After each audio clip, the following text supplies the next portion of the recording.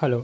ഇന്ന് ഉണ്ടാക്കുന്നത് നമ്മുടെ ട്രഡീഷണൽ തെരളി ആണ്. തെരളിയപ്പം, ട്രഡീഷണലായിട്ടുള്ള തെരളിയപ്പമാണ്. അതിന് വേണ്ടുന്നത് ഇത് നമ്മളെ നാടൻ അരിപ്പൊടിയാണ്. അതിന് ഒരു മുറി തേങ്ങ, രണ്ട് പഴം, ശർക്കര പാവ് കാച്ചി വെച്ചിരിക്കുന്നതാണ്.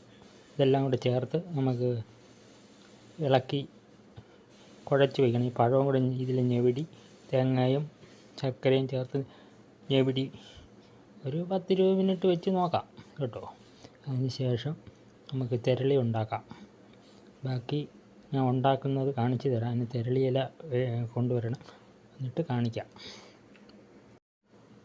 തെരളിക്ക് മാവ് കുഴച്ച് വെച്ചിട്ടുണ്ട്. മാവിൽ തേങ്ങയും ശർക്കര പാവും പഴവും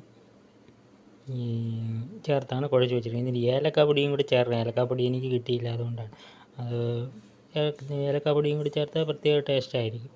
മാവ് ഏതാണ്ട് ഇത് കണ്ടില്ല, ഒലിക്കുന്നില്ല. ഈ പരുവത്തിന് ആണ് കുഴച്ച് വയ്ക്കുന്നത്. ഇനി ഒരു 10 മിനിറ്റ് അടച്ച് വെച്ച ശേഷം നമുക്ക് തെരളി ഉണ്ടാക്കാം. തെരളി മാവ് റെഡിയാക്കി വെച്ചിട്ടുണ്ട്. ഈ തെരളി ഇലകളും വന്നിട്ടുണ്ട്.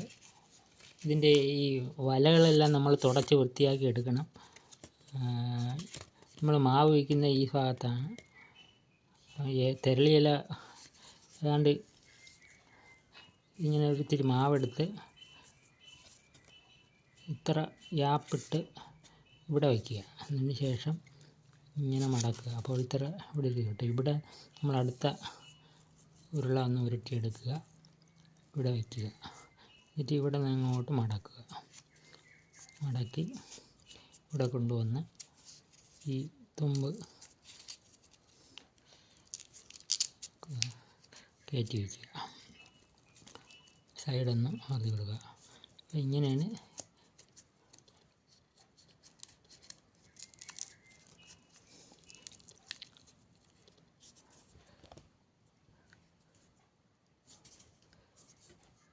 ഇത് കണക്ക് ഉണ്ടാക്കി വയ്ക്കുക. ഇനി എല്ലാം ഉണ്ടാക്കി വെച്ച ശേഷം നിങ്ങൾ കാണിക്കുന്നതാണ്.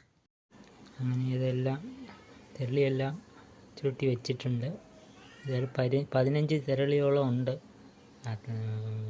ഇനി ഇത് ആവിയിൽ വെച്ച് വേവിച്ചെടുക്കണം. ഇത് ഇഡ്ഡലി കുട്ടകത്തിൽ പുഴുങ്ങാനായി വെച്ചിട്ടുണ്ട്. ആവി കയറ്റി എടുക്കണം. ഏകദേശം അരമണിക്കൂറോളം വെക്കേണ്ടി വരും വെന്ത് കിട്ടാൻ.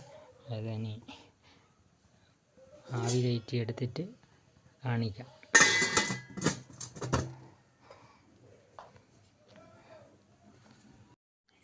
അങ്ങനെ തെരളി വെന്തിട്ടുണ്ട്. ഇങ്ങനെ പൊളിച്ചെടുക്കാം. വെന്തിട്ടുണ്ട്.